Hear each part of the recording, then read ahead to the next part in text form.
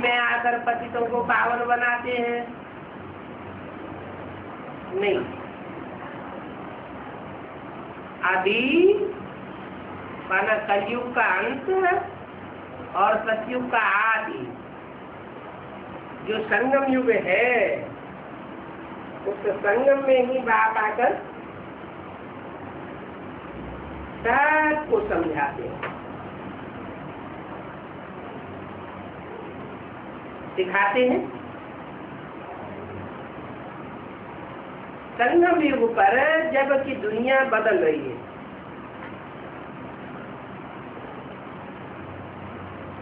और कोई युग में दुनिया बदलती ही नहीं, नीचे ही गिरती जाती है, और अभी तो विनाश सामने खड़ा है। दुनिया के बदल जाने का मूल कारण क्या? सारी दुनिया का विनाश होना है। अभी हम देवता बन रहे हैं, हम देवता बन रहे हैं तो हमारा विनाश क्या हुआ? सारी दुनिया का विनाश होता है तो हमारा भी होना चाहिए। सारी दुनिया पलटती है, हम देवता कैसे बन गए?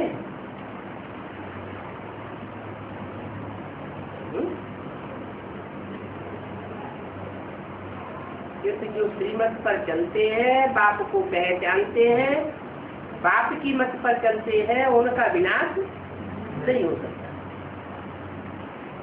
बाबा कितना सहज करके बतलाते हैं, परंतु बहुतों की ये धारणा ही नहीं होती है। क्यों नहीं होती है धारणा?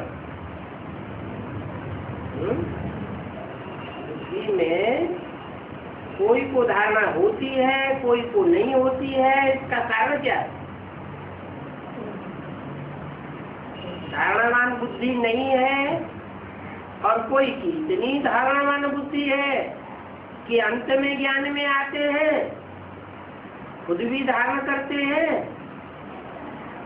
और हजारों लाखों को धारण कराने के निमित्त बन जाते हैं। क्या कारण हुआ?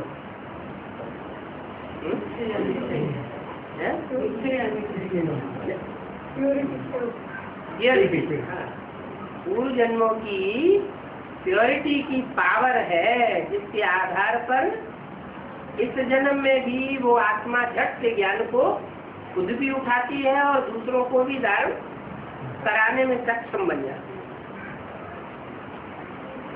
धारणा नहीं होती है, ज्ञान की धारणा नहीं होती है, तो एक बाप को याद करते ही नहीं, कोई न कोई दूसरा याद आता रहता है। सेदानियों को याद करने लग पड़ते हैं। बाप के सामने बैठ करके भल सुनते हैं,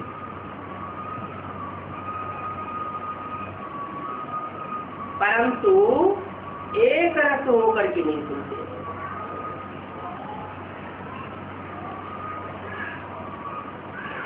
बुद्धि और तरफ भागती रहती है।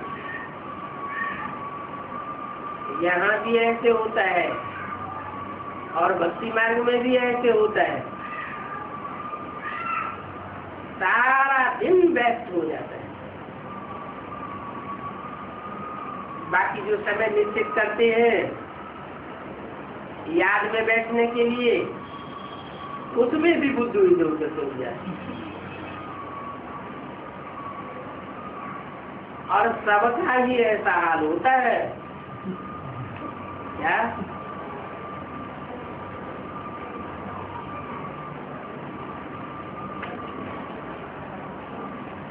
माया है ना, कोई को छोड़ती नहीं है।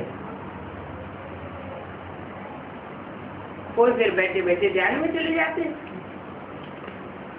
ध्यान में चले गए तो भी याद से बुद्धि हट जाती है,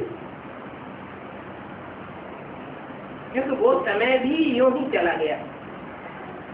ध्यान में जाने से कोई फायदा होता नहीं, अल्पकाल की खुशी मिल जाती है, कमाई तो कुछ भी नहीं हुई। बाप कहते हैं याद में रहो,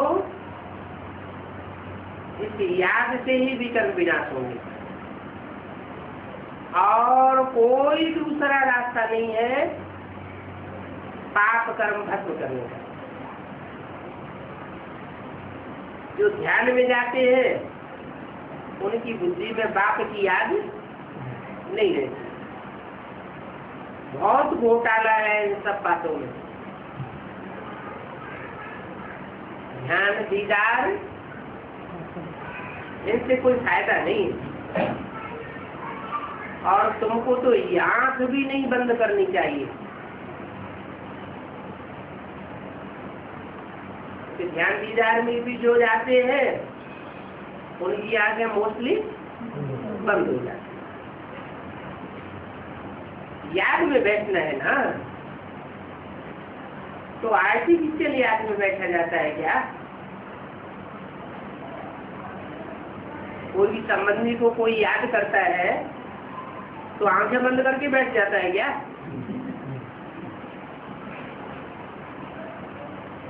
वो तो आर्टिफिशियल याद हो गई। ओरिजिनल जो याद होती है वो तो चलते फिरते उठते बैठते जहाँ भी जिससे प्यार होता है वो याद आ जाते हैं। तो आंखें खोलने से डरना नहीं चाहिए क्या? कि आंखें खोल करके बैठेंगे तो कोई सामने आ जाएगा तो उसकी बुद्धि में याद आ जाएगी।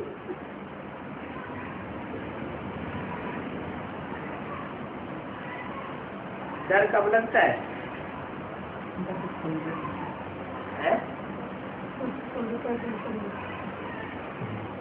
कुछ अंदर खोट होती है, कोई चोर बैठा होता है तो उसे डर लगता है।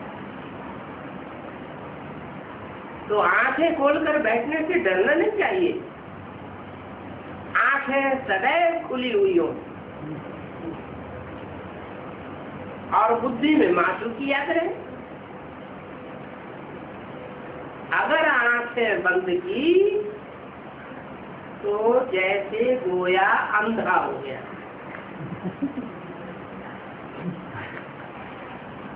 अंधे की औलाद अंधा हो गया। यह कायदा नहीं है क्या कि बंद आंखें करके बाप को याद करें। बाप कहते हैं याद में तो भल बैठो, परंतु ऐसे थोड़े कहते हैं आंखें बंद करो। आंखें बंद करेंगे व कान नीचा करके बैठेंगे तो फिर बाबा देखेंगे कैसे? मुख्य बात तो ये है।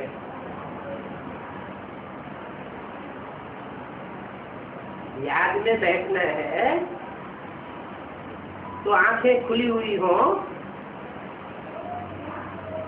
तो बाप भी बच्चों को देखेंगे। माना दृष्टि जो सृष्टि सुधारने वाली है, दृष्टि से सृष्टि बनती भी है और दृष्टि से सृष्टि बिगड़ती भी है। श्रेष्ठ से श्रेष्ठ बाप की दृष्टि से दृष्टि सुधरती है और देहधारियों की दृष्टि से दृष्टि बिगड़ती है। एक निराकार बाप गाया हुआ है और हर धर्म में उसकी मान्यता है, लेकिन वो निराकार का अर्थ गलत लगा लेते हैं। क्या वो समझते हैं बिंदी, जिसका कोई आकार प्रकार नहीं होता, लंबाई चौड़ाई नहीं होती।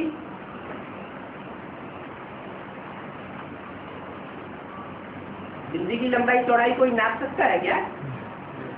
तो अति सूक्ष्म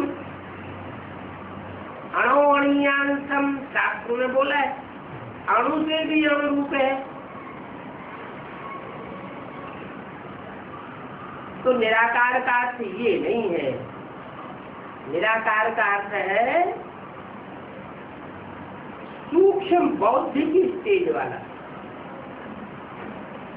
जितनी सूक्ष्म बुद्धि की स्टेज होगी उतना ज्ञान की गहराइयों को पकड़ सकेगा और उतना ही सूक्ष्म से सूक्ष्म बाप को पहचान सकेगा। जो जितना बाप को पहचानेगा, उसके महत्व को जानेगा, तो फिर याद भी करेगा।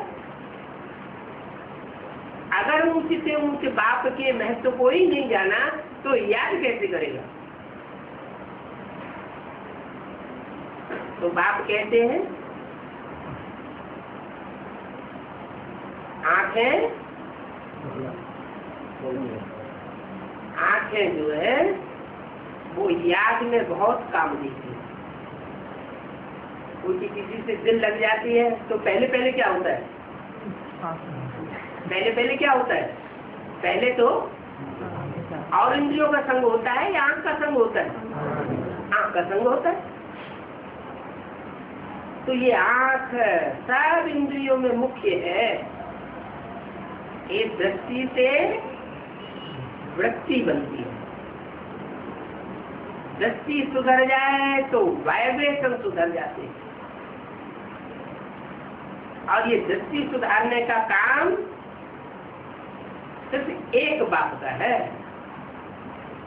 ऐसे नहीं कि मनुष्य को दृष्टि देंगे तो सृष्टि सुधर जाएगी। बेसिक नॉलेज में ब्राह्मण लोग क्या समझते हैं? एडवांस के मुकाबले बेसिक में चलने वाले तो हजारों लाखों करोड़ों की तादाद में है। लेकिन वो क्या समझते हैं कि दीदी दादी दादाओं की कृपा शक्ति से हमारा उद्धार हो जाए। लेकिन ये हो नहीं सकता। 2500 वर्ष से मनुष्य शक्ति गुरुओं की कृपा शक्ति लेते लेते गिरती चली आई। अब इस शक्ति को दृष्टि से बाप उठाने आए। एक ही बाप है, उनसे एक ही बिंदी है। तो बिंदी एक है, 4 है, 8 है, उसकी कोई विशेषता पेक्युलरिटी तो है नहीं। वो बिंदी जब साकार शरीर में प्रवेश करे मुकर्रर रस में, तब ही पता लग सकता है कि वो सुप्रीम सोल की दृष्टि से हमारी सृष्टि सुधर रही है। तो आंखें कभी बंद नहीं करना चाहिए। आंखें बंद हो जाती है, जरूर कुछ दाल में काला है।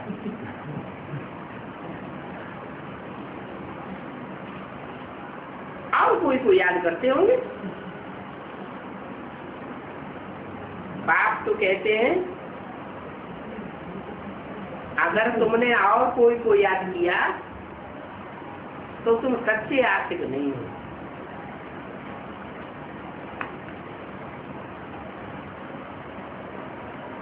मैं तो सच्चा मासूक हूँ, लेकिन तुम सच्चे आशिक नहीं हो। सच्चे आशिक बनेंगे तो ऊंच पद जरूर पाओगे। मैंने बाप से कौन से ऐसे बच्चे हैं जो ऊंच पद पाते हैं? उनका मुख्य गुण क्या हुआ? बाप को क्या प्रिय है? गॉड इज द ट्रुथ कहा जाता है, सच्चा पातशाह कहा जाता है, सत्य गुरु कहा जाता है, सत्य युग स्थापन करने वाला है। तो सत्य खंड स्थापन करने वाले बाप को क्या प्रिय है? पहले सच्चाई प्रिय। तो सच्चा होगा तो आंख क्यों छुपाएगा? आंख क्यों बंद करेगा? तो सच्चे आशिक बनेंगे तो जरूर पद पाएंगे। ये सारी मेहनत ऐसी याद में है और देहाभिमान भुलाता है। आत्माभिमान बाप की याद दिलाता है। खुद आत्मिक स्थिति में होंगे तो ऑटोमेटिक बाप याद आ जाएगा। और कोई न कोई देह की, देहधारी की याद में होंगे, देह के पदार्थों की याद में होंगे तो ऑटोमेटिक बाप भूल जाते।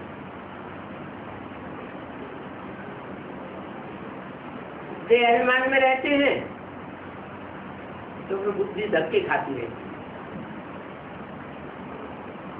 एक देहधारी में जाएगी, दूसरे देहधारी में जाएगी, देह के एक पदार्थ में जाएगी, दूसरे पदार्थ में जाएगी, और देहधारियों के साथ देहधारियों का स्थान भी लगा हुआ। एक तीर्थ स्थान में जाएगी, दूसरे तीर्थ स्थान में जाएगी, मंदिर मस्जिद ठिकानों में बुद्धि भागती है, धक्के खाते रहते। तो मुख्य बात है आत्मिक स्थिति में रहना, आंखें खुली रखना और बाप को याद करना। फिर बहुत मीठा भी बनना है। इतना मीठा बने जो वातावरण खुशनुमा हो जाए।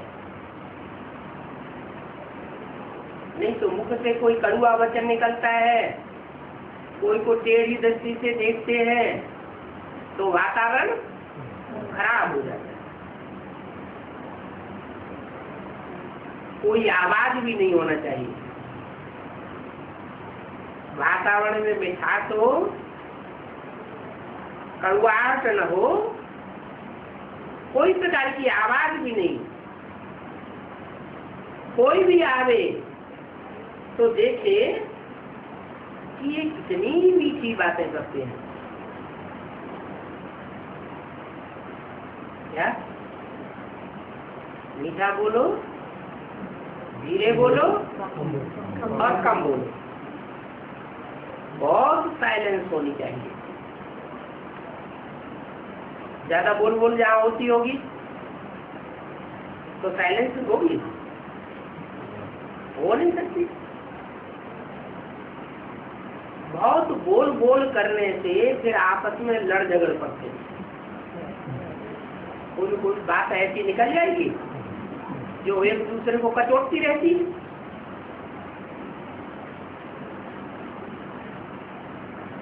लड़ना झगड़ना नहीं है। नहीं तो जैसे कि बाप, टीचर, गुरु तीनों की निंदा कराते हैं। तीन गुरु निंदा के पाप के भागीदार बन जाते हैं। फिर आयतों का पद क्या बनेगा? बहुत कम पद पावेंगे। बच्चों को तो अभी समझ मिली है। कब? अभी समझ मिली है। पहले 63 जन्मों में तो समझ थी ही नहीं। अभी माने संगम युग पर समझ मिली है। बाप कहते हैं हम तुमको पढ़ाते हैं। क्या ये क्यों नहीं कहा मैं तुमको पढ़ाता हूँ? हम क्यों कहा? हम इसलिए कहा कि चाहे बेसिक नॉलेज के बतौर पढ़ा रहे, चाहे एडवांस नॉलेज के बतौर पढ़ा रहे, कोई न कोई साकार शरीरधारी का आधार तो लेना ही पड़ता है। तो एक बिंदी नहीं पढ़ा सकती, उनको आधार लेना पड़ता है। तो हम तुमको पढ़ाते हैं ऊंच पद पाने के लिए। तो हम के अंदर जो जो आत्माएं आती हैं वो आत्माएं फिर ऊंच नंबरवार ऊंच होनी चाहिए या नहीं होनी चाहिए? नंबरवार ऊंच हो गई। उनसे ऊंच और कोई हो नहीं सकता। ऊंची से ऊंचे सेवक, उसके बाद बाप मनुष्य सृष्टि का, उसके बाद है कृष्ण बच्चा, जो इस सृष्टि का पहला पत्ता है, वो भी ऊंचा अनुभवी। तो हम तुमको पढ़ाता हूँ ऊंच पद पाने के लिए, तो ऐसी पढ़ाई पढ़ करके फिर औरों को पढ़ाना है क्या? वो तो पूरी पढ़ाई पढ़ नहीं पाए, अधूरी पढ़ाई रह गई और दूसरों को पढ़ाना शुरू कर दिया। जैसे कि बेसिक नॉलेज हो गई, खुद भी समझ सकते हो कि हम तो कोई को सुनाए नहीं सकता हूँ। जब कोई को सुनाए ही नहीं सकता हूँ तो ऊंच पद क्या पाऊंगा? मना ऊंच पद पाने का सारा मदार किस बात पर ठहरा? दूसरों की जितनी सेवा करेंगे उतना ऊंच पद बन सकेगा। अगर प्रजा नहीं बनावेंगे तो फिर क्या बनेंगे? कोई राजा हो और उसकी कोई प्रजा हो ही नहीं, तो क्या कहा जाएगा? ये राजा किसके ऊपर राजा ही करता है?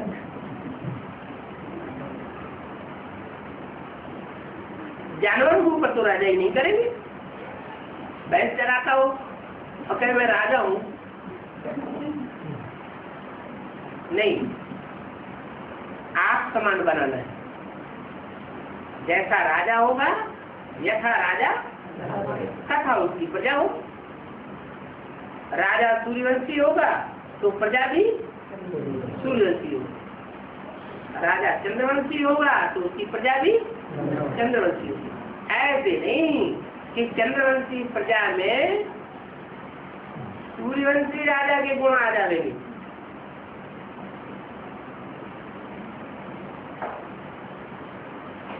तो योग नहीं, ज्ञान नहीं, तो जरूर ऐसों को जो पढ़े हुए हैं उनके आगे भरी दौड़ी पड़ेगी। इनके आगे जिनमें न ज्ञान होगा और जिनमें न योग होगा। योग माना लगाओ, कितने प्रीति लगन अपन को देखना चाहिए। अगर इस समय संगम युग के समय नापास हुए और कम पद पाया तो कल्प कल्प का पद भ्रष्ट हो जाएगा। एक जन्म की बात नहीं, एक युग की बात नहीं, पूरे एक कल्प की भी बात नहीं, हर कल्प कल्प ऐसे ही कम पद पाते रहे। बाप का तो काम है समझाना, नहीं समझेंगे, नहीं ध्यान देंगे तो अपना ही पद भ्रष्ट करेंगे। कैसे कैसे किसको समझाना चाहिए वो भी बाबा समझाते रहते हैं। जितना ही थोड़ा बोलेंगे, याद में रह करके बोलेंगे, मीठा बोलेंगे, उतना ही अच्छा है। क्योंकि क्या होता है, समझाने वाला समझाता है एक आत्मा में और आवाज जाती है 2-4 घरों तक। इससे क्या साबित होता है? आत्माभिमानी होकर पढ़ाई रहा है, बाबा की याद में पढ़ाई रहा है, या देहाभिमान में पढ़ाई रहा है? खुद देहभान में है तो आत्मा भी कैसी तैयार होगी? ऐसी आत्मा तैयार होगी जो कहे बहन जी हम क्या करें, हमारी तो जोर से बोलने की आदत ही है, आप बुरा मत मानो। माना वो अपनी जोर से बोलने की आवाज को कम करना उनके बस की बात जैसे रही नहीं। ओम शांति।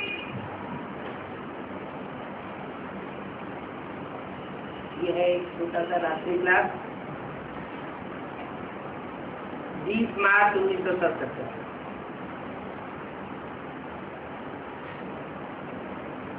मूल बात है ही बाप को याद करना। सब्जेक्ट तो 4 है। ईश्वरीय ज्ञान की ज्ञान, बहुत ज्ञान सुनते हैं, सुनाते हैं। बाबा भी आकर के कितना ज्ञान सुनाते हैं। कहते हैं जब तक जीना है तब तक जीना है। और ज्ञान जो सुनते हैं उसको धारण भी करना है। ज्ञान की धारणा होगी तो दिव्य गुणों की भी धारणा होगी, और जो ईश्वरीय शक्तियां मिलती हैं वो भी धारणा बनी रहेंगी। तो धारणा भी एक सब्जेक्ट है। जो ज्ञान लेते हैं, जो धारणाएं करते हैं, उनको फिर दूसरों तक पहुंचाना, दूसरों को भी आप समान बनाना, ये फिर है सेवा का सब्जेक्ट। ज्ञान, धारणा और सेवा, ये 3 सब्जेक्ट तो है ही है, लेकिन इन तीनों में सबसे मुख्य है याद। क्यों इतना महत्व याद को क्यों दे दिया? क्योंकि ज्ञान सुनना सुनाना वाचा की सेवा है।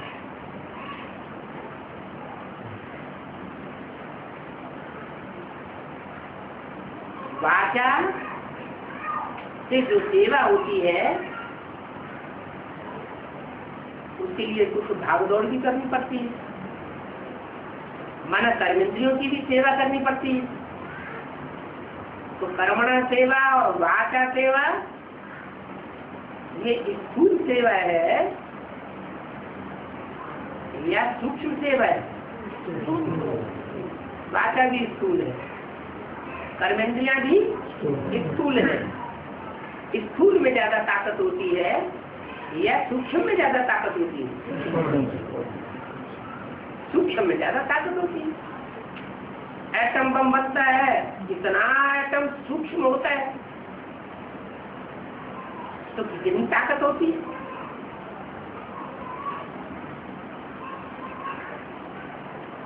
आत्मा को अणुरूप कहते हैं। तो विद्वान आचार्य भी कहते हैं आत्मा बहुत शक्तिशाली है। अब शक्तिशाली तो है, लेकिन फिर नीचे क्यों गिरती जाती है आत्माएं? देवत्व से नीचे गिरी तो मनुष्य बनी, मनुष्यत्व से नीचे गिरी तो राक्षस बन गई, जानवर जैसी, जानवरों से भी बदतर बन गई।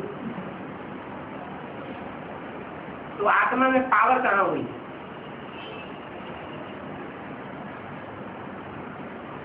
आत्मा जो है वो देह के तंग करने से देह समझ बैठी। तो मन बुद्धि रूपी आत्मा स्थूल बन गई, सूक्ष्म शक्ति समाप्त हो गई, तो पावर नहीं रहती। कितने साल हो गए बेसिक नॉलेज चलते चलते? 70 साल हो गए। दुनिया में कोई परिवर्तन हुआ? कहीं कोई परिवर्तन दिखाई पड़ता है? ब्राह्मणों की दुनिया के अंदर ही परिवर्तन दिखाई पड़ता है? नहीं। कारण क्या हुआ? क्या कारण हुआ है? आत्मिक स्थिति है वो अभी तक भी पक्की नहीं हुई। सर्विस भी करते हैं तो देवभान की सर्विस करते हैं। बात आगे जो पंडित बन जाते हैं उन्हें बड़ा अहंकार आ जाता है,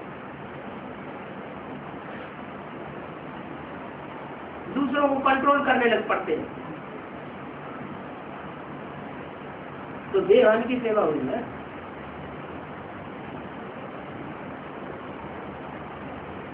बाबा आके कहते हैं मैं ओबीडिएंट सर्वेंट बन करके आया हुआ हूँ, और बच्चे एक दूसरे को कंट्रोल करना शुरू कर देते हैं। तो देवभान की सेवा और आत्माभिमानी की सेवा, उसमें बड़ा भारी फर्क हो जाता है। इसलिए बोला कि याद सबसे बड़ा सत्य है।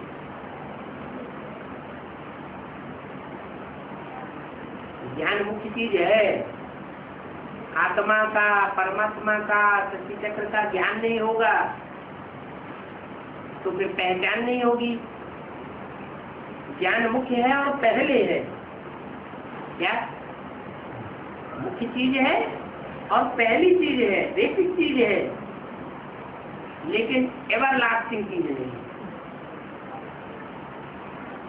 आखिरी में एवर लास्टिंग ताकत कौन सी हुई?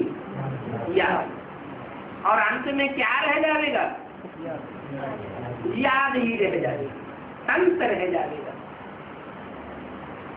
अंत में ज्यादा ताकत होती है, सार में ज्यादा ताकत होती है, या विस्तार में ज्यादा ताकत होती है? ज्ञान का हो जाता है बहुत विस्तार। कितना विस्तार बताया? दुनिया के जितने भी जंगल हैं उन सब की कलम बनाओ, और जितना भी सागर में पानी है उसकी स्याही बनाओ, तो भी ज्ञान छूटेगा नहीं। इतना ज्ञान का विस्तार।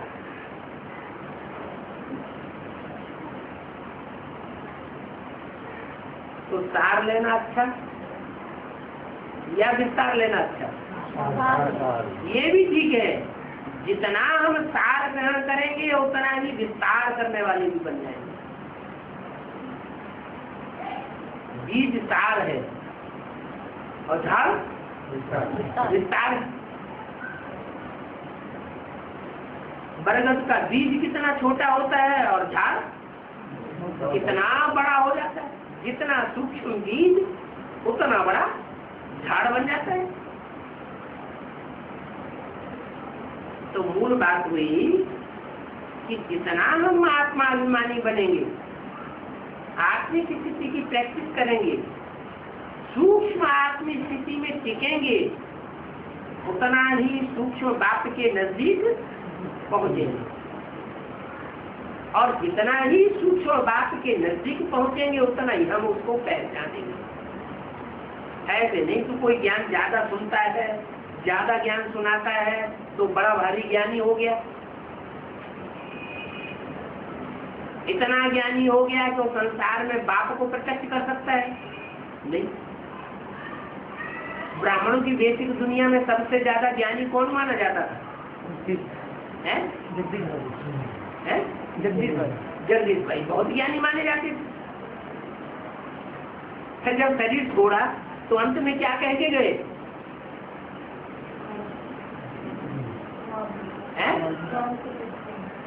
ये कह के गए कि हमने जो प्रतिज्ञा ली थी कि मैं बाप को प्रत्यक्ष करके छोड़ूंगा, बाप की पूरी प्रत्यक्षता करूंगा। इस बात में मैं फेल हो गया, मैं बाप को प्रत्यक्ष नहीं कर सकता।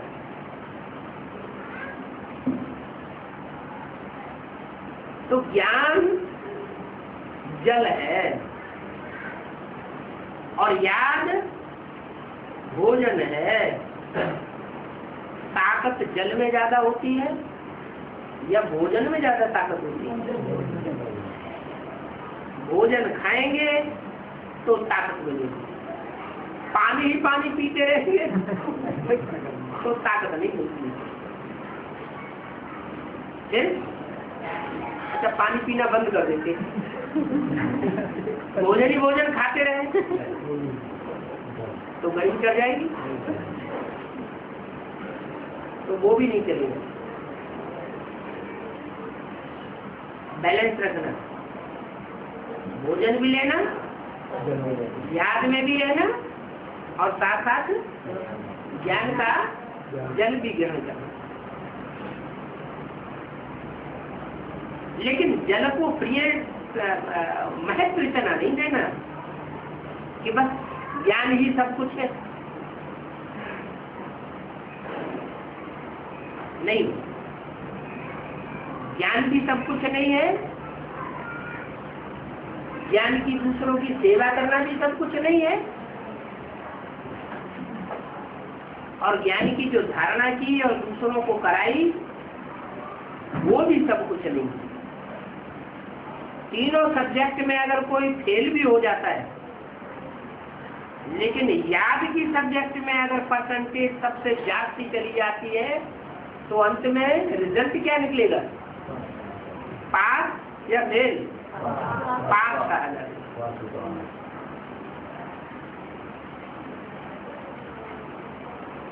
तो याद का इतना महत्व है, मूल बात है बाप को याद करना।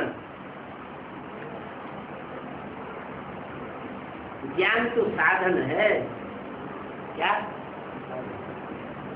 याद करने का। ज्ञान होगा तो याद होगी, ज्ञान नहीं होगा तो याद नहीं होगी। तो साधन को देखना है, या जिस साध्य पर, जिस लक्ष्य पर हमको पहुंचना है वो देखना है।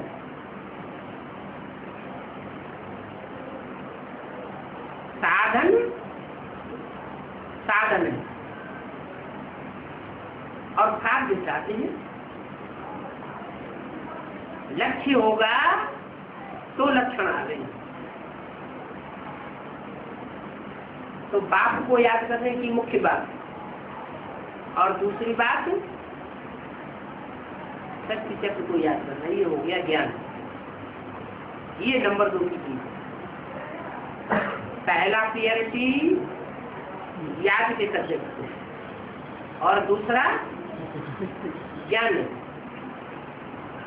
तो अपने ऊपर ये नजर रखनी है।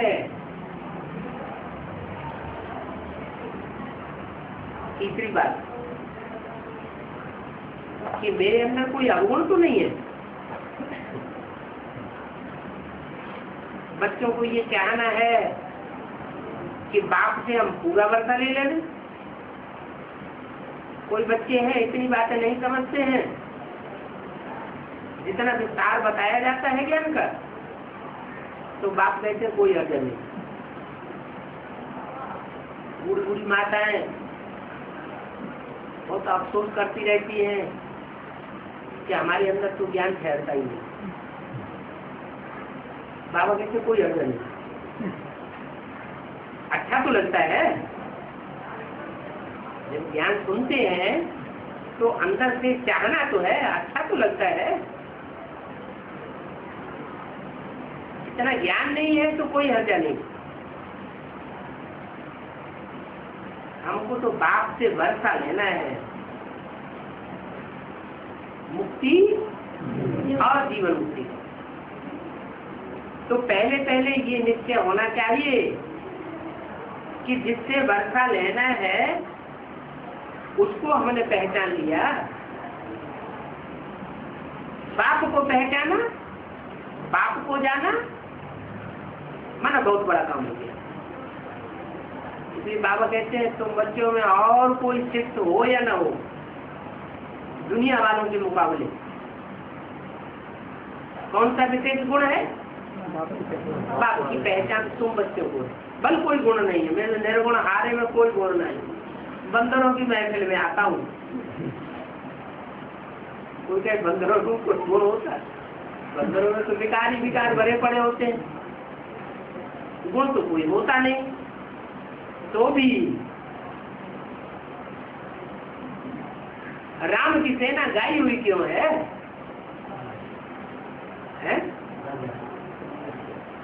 क्योंकि उन बंदरों ने ही बाप को पहचाना और दुनिया ने बाप को नहीं पहचाना। तो बाप से पूरा वर्षा लेना चाहिए। बाप आया हुआ है वर्षा देने के लिए, और ये बेहद का बाप तो सबका बाप है। क्या ऐसे नहीं कि अंधे लूले लगड़े काने कोड़ी कुब्जे हैं उनका बाप नहीं है, दुष्ट हैं उनका बाप नहीं है, देवताओं का ही बाप है नहीं। इस बाप की स्थिति क्या है? ये सबका बाप है, राक्षसों का भी बाप है और देवात्माओं का भी बाप है। बाप ने ही आकर के पहले पहले ब्रह्मा कुमार कुमारियों को रचा है।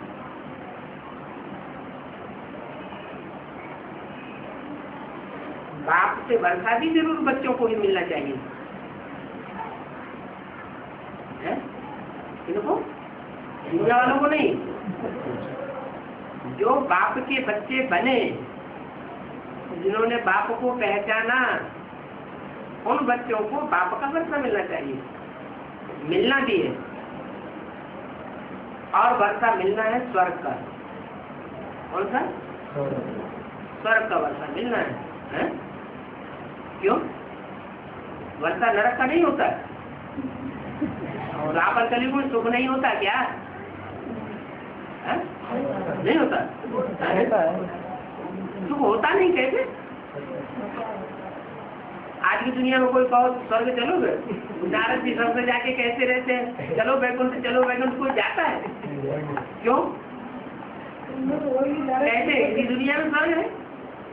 हमको यही मेहरबानियां आटारियां हैं, हमको सब प्रकार की सुख साधन प्राप्ति है, तो हम स्वर्ग में क्यों जा रहे हैं? हमें स्वर्ग का वर्षा नहीं चाहिए। सन्यासी क्या कहते हैं? अरे शिवो, हम तो खुद ही शिव है, भगवान है, हमें स्वर्ग में नहीं जाना।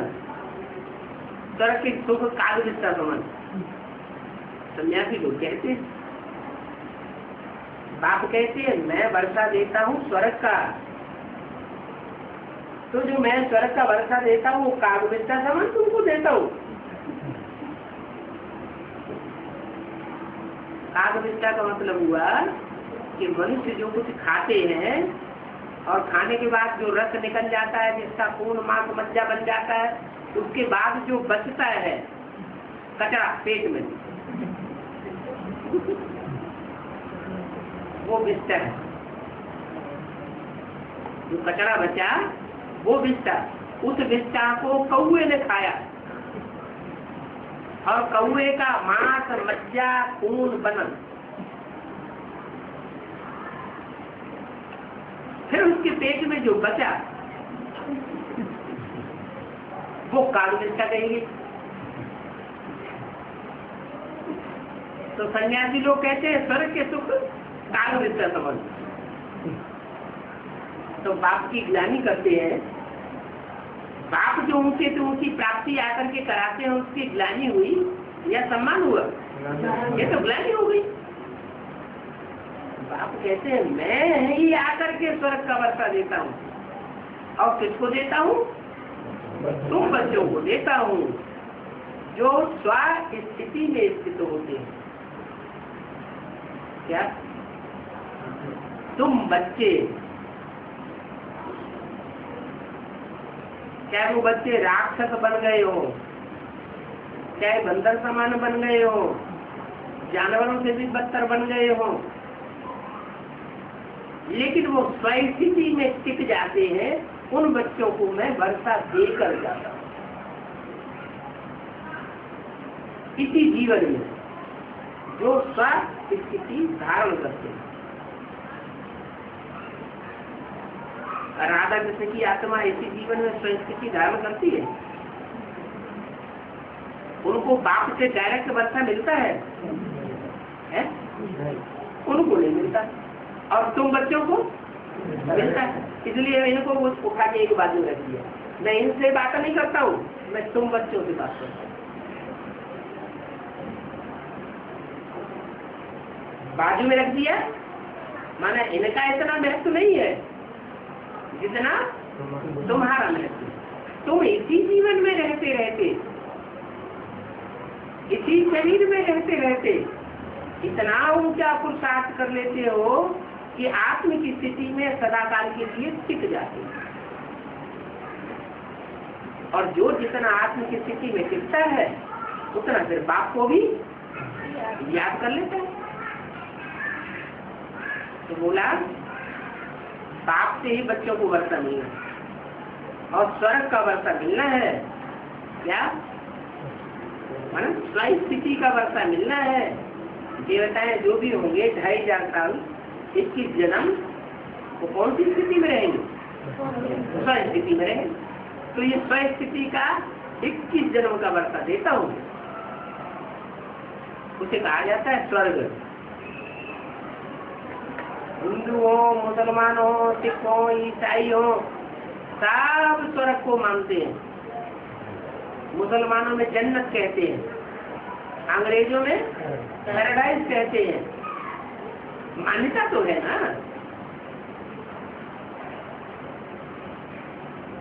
तो वो स्वर्ग का वर्षा मैं आकर के देता हूँ।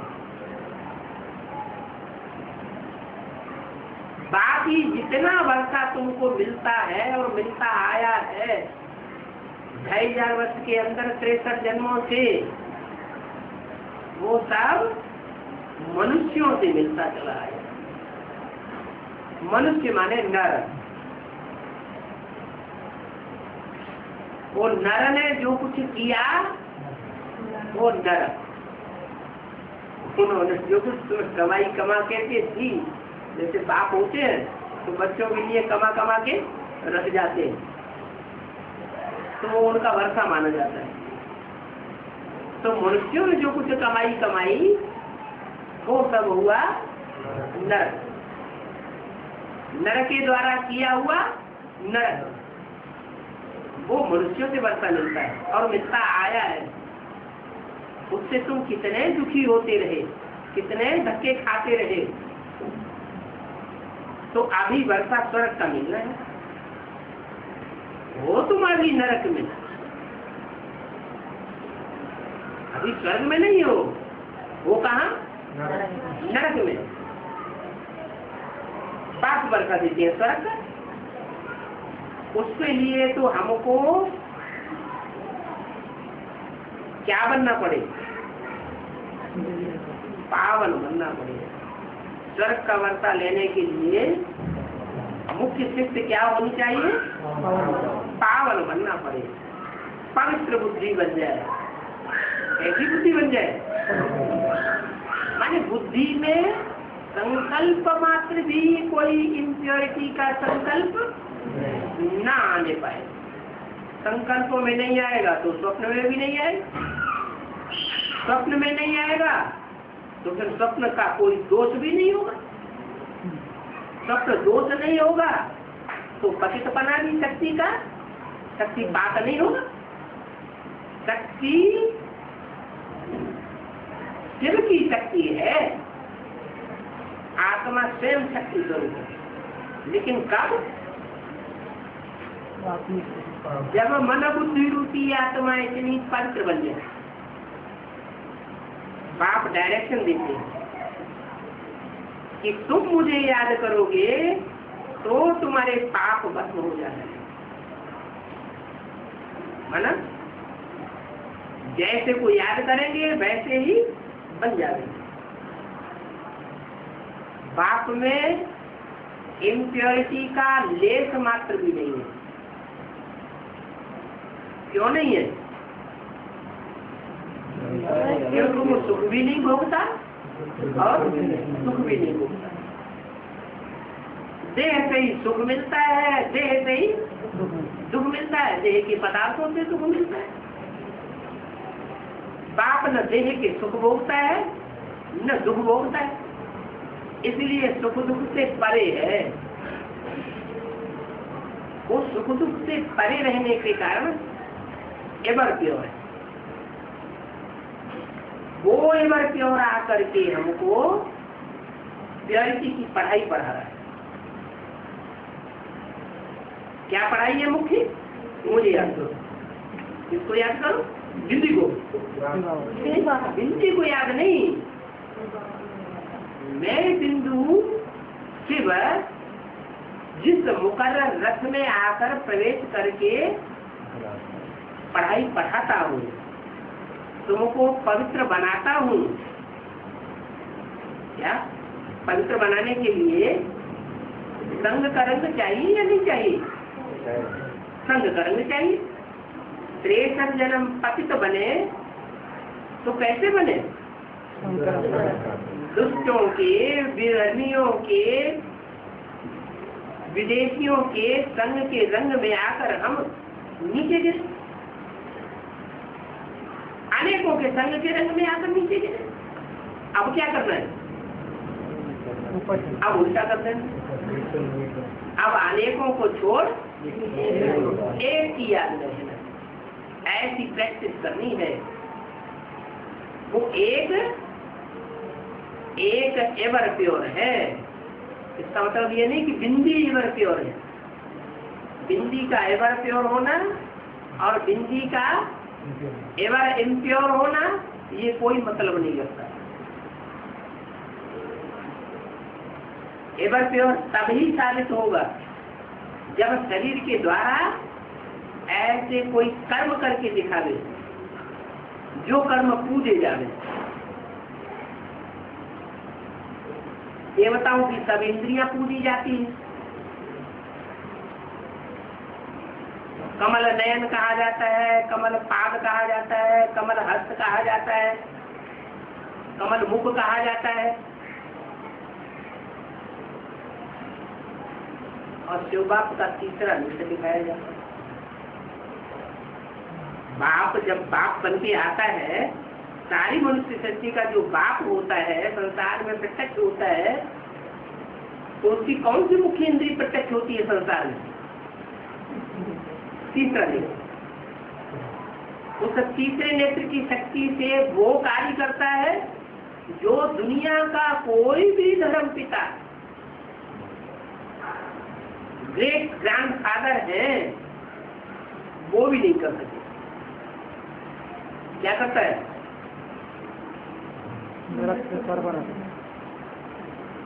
जब तक ये दुष्ट दुनिया खलास नहीं होगी, पुरानी दुनिया नष्ट नहीं होगी, तब तक संसार में स्वर्ग की प्रत्यक्षता का कोई मतलब नहीं हो सकता। तो पुरानी दुनिया का ध्वंस करने का कार्य वो तीसरा नेत्र करता है।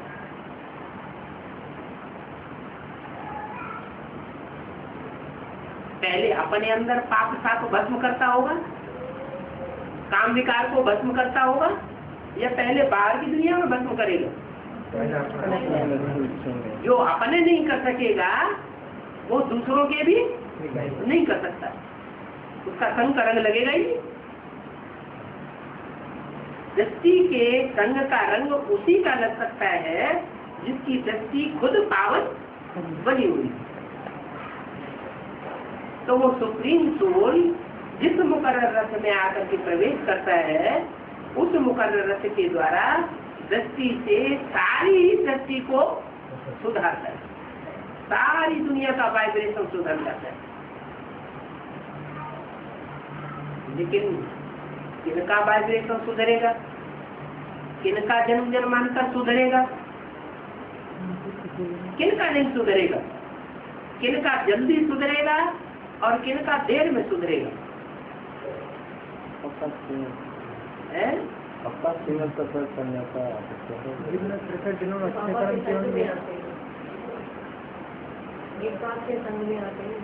बात है पवित्र बनने। अभी जितनी भी पढ़ाई हुई एडवांस नॉलेज की, बेसिक नॉलेज की, उसमें संग के रंग में कौन आए? जाति। है? यज्ञ के आदि में भी संग के रंग में रहे सूर्यवंशी बच्चे, और अभी एडवांस में भी पहचान करके रहे। पहले तो पहचानते नहीं थे, और अभी पहचान करके संग के रंग में रहे, तो पवित्र बने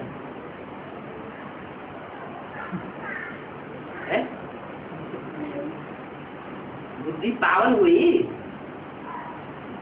अपवित्र संकल्प तो आना बंद नहीं हुआ अभी। तो अपवित्र संकल्प आते हैं, माने दृष्टि वृत्ति अभी भी दूषित हो रही है। पावन अभी न दृष्टि बनी न बुद्धि की वृत्ति बनी। और बाप क्या कहते हैं? स्वर्ग का वर्षा पाना है तो क्या करना है? पावन बनना है। जो पहले पावन बनेंगे वो जन्म जन्मांतर के लिए ज्यादा प्राप्ति करेंगे, जो बाद में पावन बनेंगे नंबर माला में नीचा हो जाएगा, तो उनकी प्राप्ति जन्म जन्मांतर की सुख की माना स्वर्ग की कम हो जाएगी। ओम